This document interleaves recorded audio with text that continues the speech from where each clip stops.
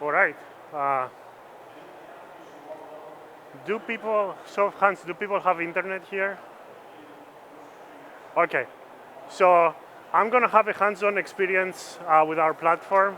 So you can scan this QR code to get access. Um, and Ben is going to onboard you to our platform.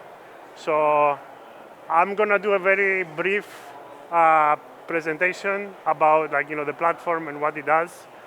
And then once you submit this form, Ben over there is going to onboard you to the platform. And after I'm done with my little speech, you guys will be able to find bugs in the protocols we're going to play with.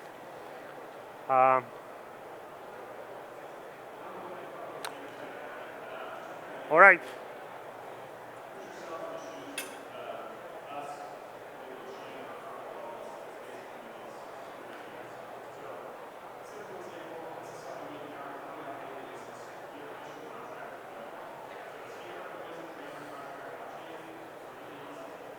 Okay. Show of hands, how many people have run an audit here or be a part of an audit? Okay, few people. Okay, I'm here to present today our platform. I'm Kostas, I'm the CTO of Veridise. We are a security firm. We do a lot of audits, but we also develop a lot of automated tools internally to help development teams and researchers to find bugs on their own. And we do that for both DeFi and ZK. And so we recently released our platform called AuditHub that houses all of the tools that we have developed internally. And it also has some cool auditing features. So let's go and see what motivates us to release this platform. So if you have ever participated in an audit process or any kind of audit review, as an auditor, you know that typically there are two phases. You have the first phase where you do the code review. That's when the main action happens, when auditors go and find bugs and communicate with the clients.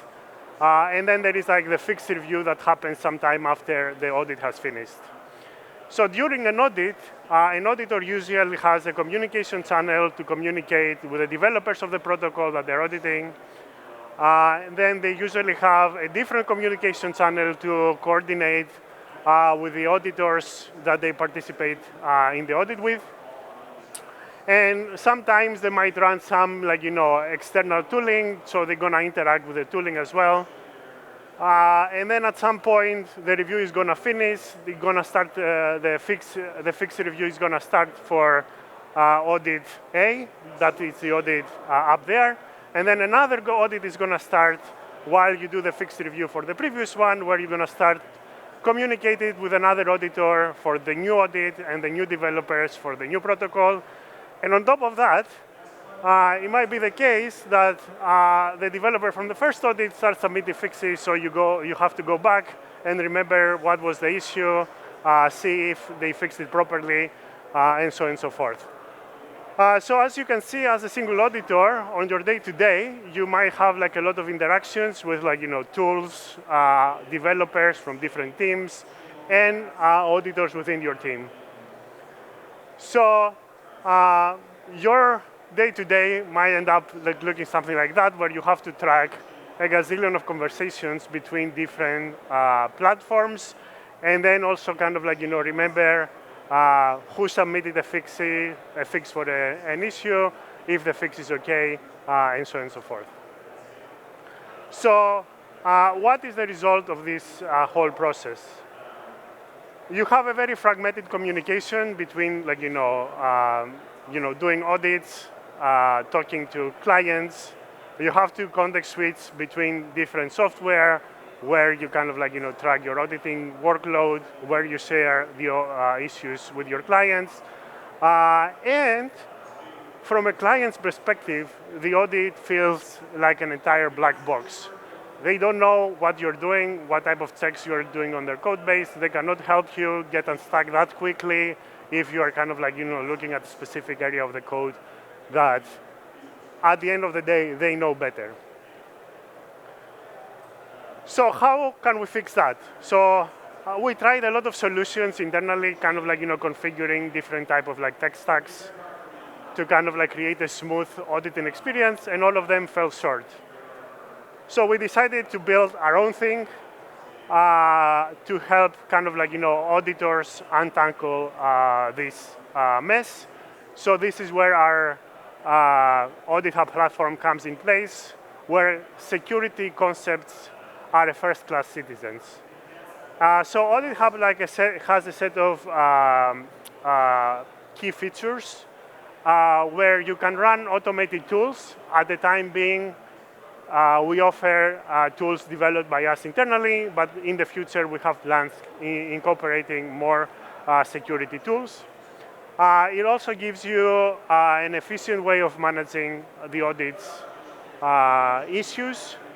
And also, you can use AuditHub to track and resolve conversations on any security topics. You can have conversations from things on a specific line of code to a finding reported by a static analyzer to the issues themselves, right? Because sometimes the client might argue that something is not correct in the issue, or the issue itself is not valid. All right, so what's the result of that? So first of all, we have a very increased transparency from the client's perspective. So they can follow along with you as you audit, track conversations, see what checks are you running, what tools have you run, and also it creates a more streamlined and efficient process for the auditors. The auditors are more efficient, they don't have to context switch as much, and overall, AuditHub serves as the main communication channel. Instead of having a few different channels where you communicate with different entities at the time, you use AuditHub and you do everything in a single software. So we have kind of a win-win situation here where both the clients are happier and also the auditors are more efficient, and they don't have to kind of track all of these dependencies and incur a lot of cognitive load. And we have been using AuditHub internally for our audits for quite a while now, and developers that get an audit with us, they always feel more happy to see kind of what's going on during an audit with something they have paid for. And overall, they report that the whole experience is smoother, and it's kind of replaces this kind of blunt PDF that comes at the end of a security review. So, as I mentioned earlier, currently AuditHub hosts several security tools developed by our engineers, and we have security tools that can help you find bugs or prove that things are correct in your code base for both ZK and DeFi smart contracts. Specifically for ZK, we have a static analyzer, ZK Vanguard, and Picus, which is a verifier that helps you prove that your circuits are properly constrained. And if they're not, it's going to return you a counterexample. And on the DeFi side, we have DeFi Vanguard, which is a static analyzer, and Orca, which is a guided specification, guided fuzzer.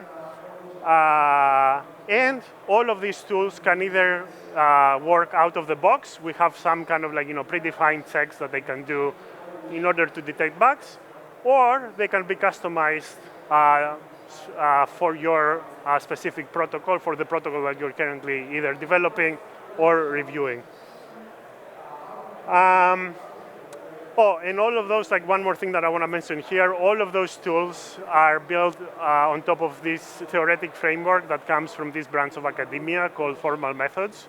So all of these tools come with formal guarantees. So For example, for the static analyzers, if the static analyzer tells you that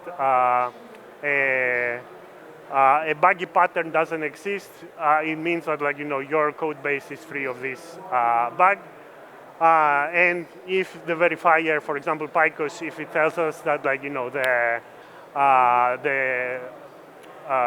the circuit is properly constrained, we can take that as a proof of approval from the verifier.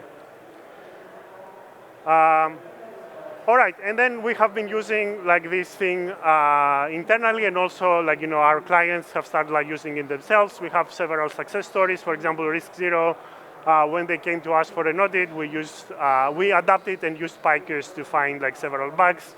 If you have counted Picos as an auditor, it will have been the best auditor of the audit, as it found 9 non-deterministic circuits. And the majority of them, they were critical and high. We have some blog posts there where you can read more stuff. We have done kind of a similar engagement with Sustain, not during an audit, but during their development process. We have helped them find some interesting bugs as they develop circuits, and so on and so forth. Okay, so I'm going to do a quick demo of the platform now. I'm going to put this slide back again after I finish with the demo. An important thing for people who just came in, if you want to use the platform with me to find bugs after I finish with my demo, click this, scan this sign up form, and we're going to onboard you to the platform. My colleague has to go give another talk, but after I'm done with the demo, I'm going to let you kind of play with the platform. I'm going to stay around for questions, and if you haven't been onboarded already, I'm going to onboard you afterwards. And then if you want to read at any moment anything about AuditHub, we have the documentation site here. If you're using OpenAI, you can also search for a custom ChatGPT called AuditHub GPT, and you can ask it questions about the documentation. It's gonna help you answer, and also it can help you write specifications and custom detectors, which I'm gonna talk about them in a minute. After the workshop, if you wanna talk with us, ask questions about the tools or anything, you can join our AuditHub Discord, and more information about AuditHub can be found on this site. So for people who just joined, if you wanna get access to the platform, scan the sign up form there. It's very easy. Just email name and affiliation if you want to, and we'll give you access to the platform. So let's do a small demo with this, a small demo about AuditHub. So once you get into AuditHub, this is kind of the interface that you see. Everything is organized in groups of projects, each project belongs to an organization. If you click inside the organization, you go and see kind of the code viewer here. And you can kind of AuditHub gives you the ability to start conversation on any code of any piece of code. For example, you can say here, this seems suspicious, and then write something here, and then create a thread. And then once you create a thread, you can see it here, and other people can join in the conversation. One other thing you can do is you can access the tools we offer within AuditHub, and you can set them up to run. So for example, here Orca is our fuzzer. You can set up basic parameters here, other advanced settings, select some stuff, and then you can launch a task, and the task will appear here, down here, or you can access it from this panel. Once a task, this is a task that I have run in the past. Once a task finishes, you can get the results. it will show you kind of like a findings if it found one. You can also access it the findings from like this view that is a bit like easier to navigate. So this is kind of like the basic things you can do right now. We are working on more views instead of like the code view here. We're going to aggregate like things like findings from the tools, issues, and so on and so forth. Also findings and issues from the audit are also available here. So for the exercise I want you to go today,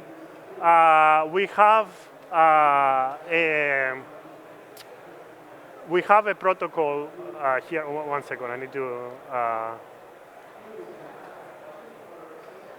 I need to move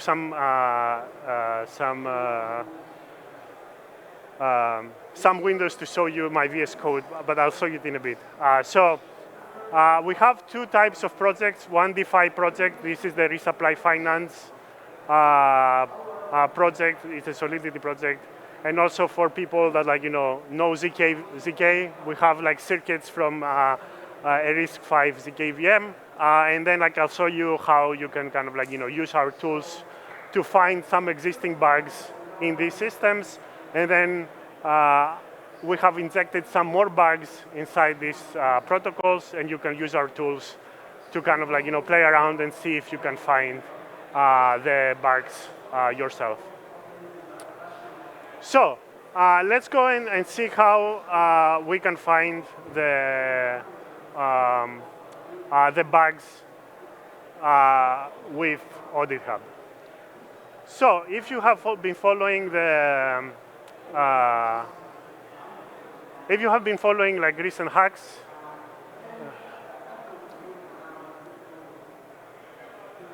there has been recently in like mid of this year there has been like this hack on the resupply finance protocol, which was kind of like a combination of Oracle manipulation attack and some loss of precision. So the root cause of this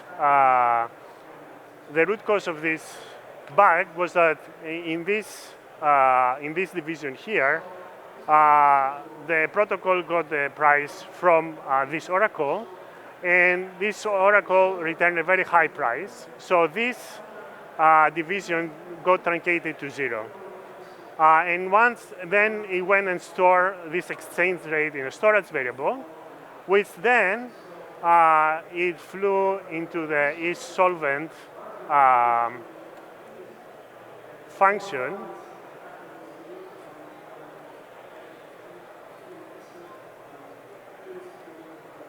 Okay, here. So yeah, then this exchange rate went here, which checks whether the user is solvent.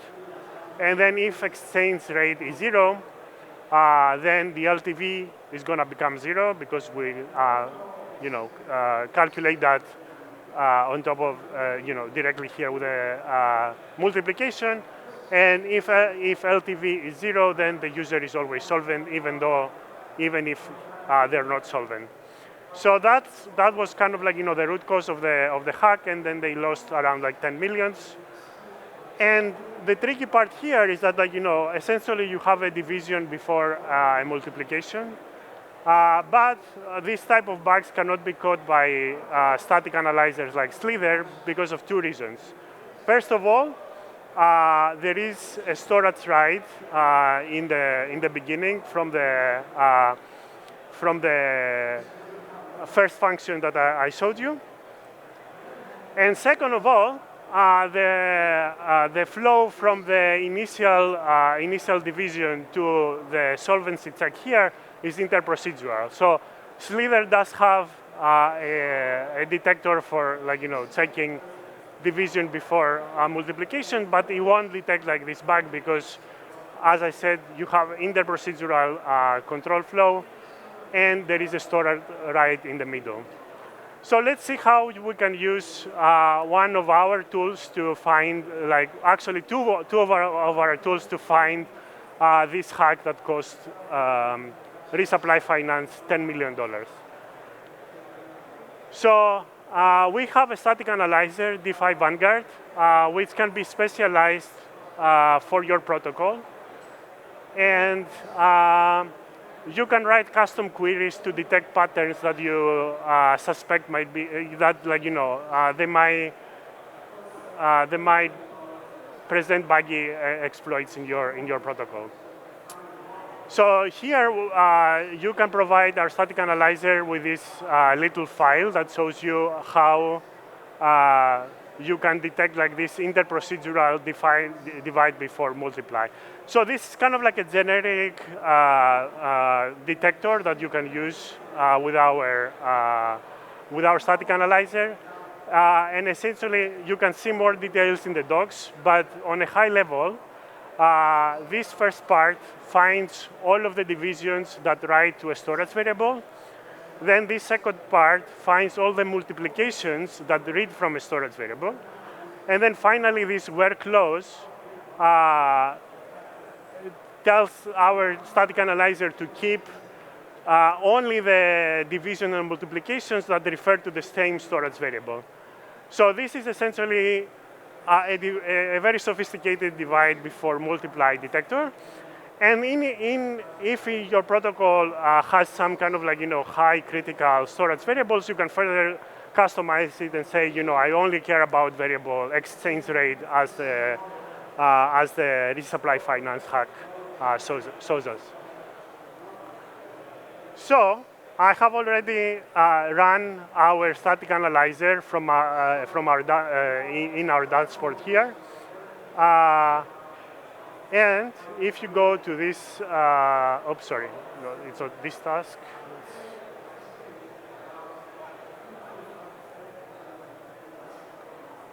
Give me 1 second, okay.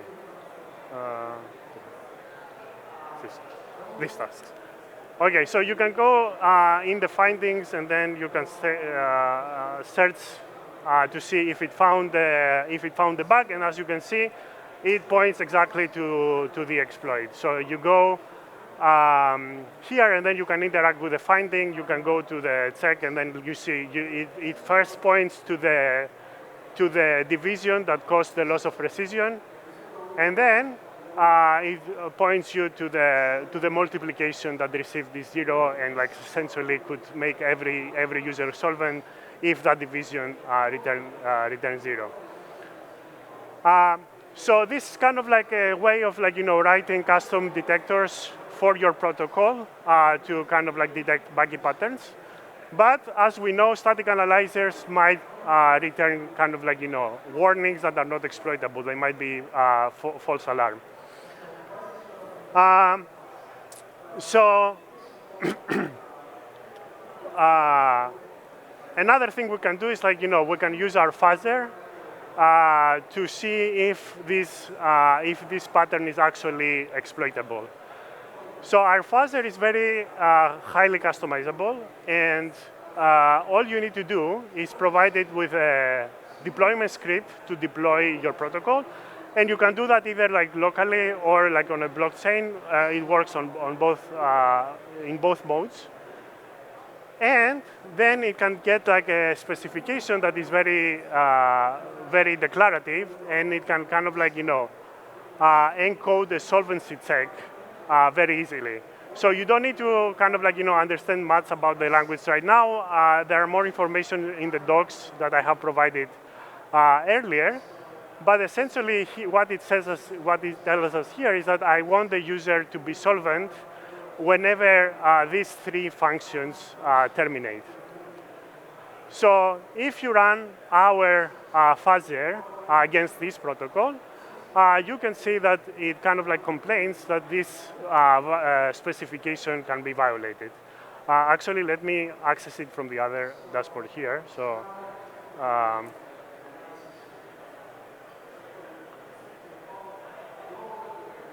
Okay, and then our fuzzer is gonna return a counter example that it shows you the test that can exploit your protocol, and it shows you which functions must be called and with what values. Okay, that's for the DeFi stuff. I want to show one more small feature before I end. A complicated thing when it comes to static analyzers is going over the results and kind of like filtering them out, whether they are false positives or true bugs. Our dashboard here lets you do that very conveniently. And also, I ran this very standard use before definition detector here, where it checks for cases where you use a variable before it was initialized. This can generate a lot of warnings, and it might be tedious to go over them, one by one. But our system gives you kind of like the ability to kind of like mark root causes of like these issues as invalid. So for example, here you might know that this initializer here that our system kind of like detects automatically is guaranteed to call before this variable is going to be used. So you tell that to our system, and then it's going to propagate this information to the rest of the findings, and it's going to eliminate like other false alarms on its own. And not only that, if this same root cause appears in subsequent runs of the static analyzer, our system is going to remember that, and it's going to apply these actions automatically. So that's kind of like the small tutorial on the DeFi side. You can start playing around if you care only for DeFi. I'm going to do a very small tutorial on the ZK side because things are more straightforward. So our platform supports several ZK languages. We have developed this language with the Ethereum Foundation and an intermediate representation that we use to lower several DSLs and frameworks that are being used to kind of like develop ZK circuits. Right now, our platform runs on top of the intermediate representation. We haven't integrated the front ends yet because they're under heavy development and they chase all the time. But like I'm going to show you here how you can use our static analyzer and our verifier to find bugs or kind of like prove that your circuits are correct. So we have like a very small circum file here, and it contains some bugs. You can run our static analyzer. You can select whatever detector you want to run, and then you just like you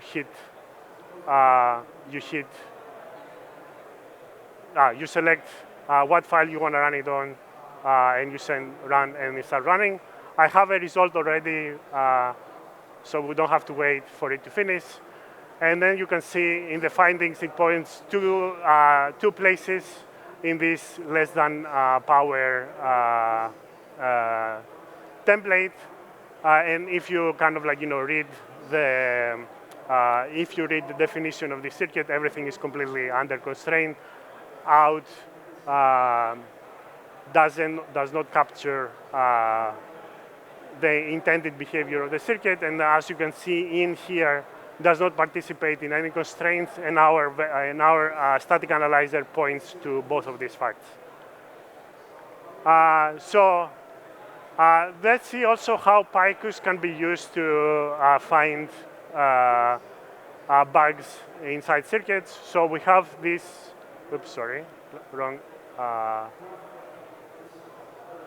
Okay, so we have this circuit from like RISC-Zero's internal representation, and we have intentionally like inserted the bug here that a constraint is essentially like missing. So I have already run Picus on this file, and oops, like yeah, that's the wrong on this file. And as you can see, it can like return like a counter example, and it essentially shows you the bug for this specific circuit, and then it kind of like returns you for a single input multiple output values that can kind of like satisfy this constraint. Sorry, I'm like hearing like all of this sound from outside, and it's hard to speak. And then if you go and fix the bug, if you introduce the constraints bug, you can run Picus and you won't find any counter examples, and it will tell you that everything is okay and that the circuit is verified. All right. I think that's all I had in terms of features. One last thing, if you are an auditor, you can also create issues for your clients to see. You can enter a title here, select likelihood, what's the impact, severity, what type is it. It keeps track who raised the issue. You have to select a location, and then you have a markdown editor to write the issue, and then once the issue is created, you can go view it. The clients can go view it. You can have conversations either publicly with the clients or privately with other auditors. So these conversations will be hidden from the client, and you can you can use some actions we have down here to notify other auditors, and then keep track of fixes and so on and so forth. All right, so that's all I had in terms of in terms of demo. I'm gonna leave this slide up where it has all of the information you need to start playing with the platform.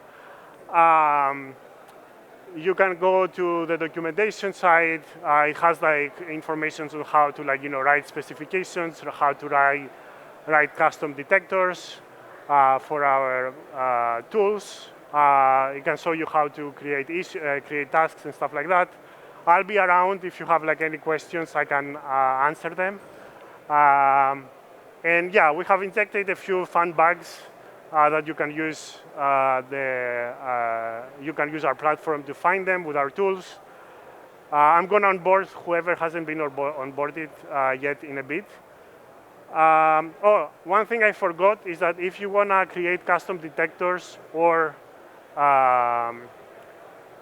specifications to run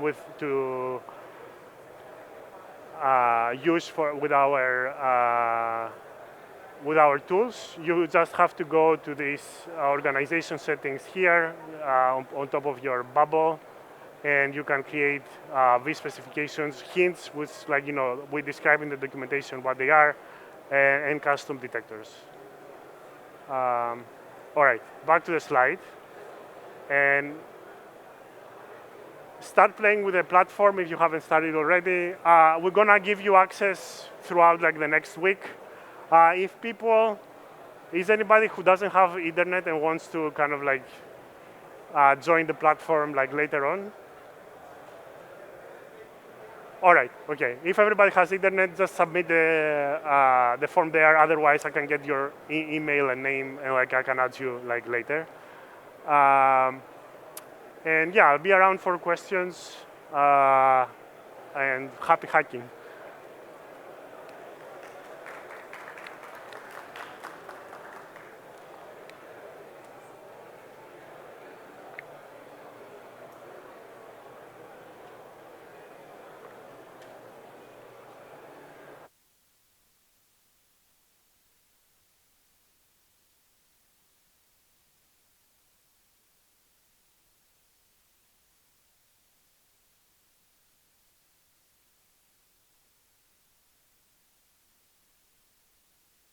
Also give you, before start people leaving, if you give us feedback on the platform, we're gonna give you a month to access the platform, and you can upload whatever code you want. Right now, just to make it easy for people that participate in the workshop, we have locked down the code that can be run, but if you give us feedback, we're gonna give you a month to do whatever you want.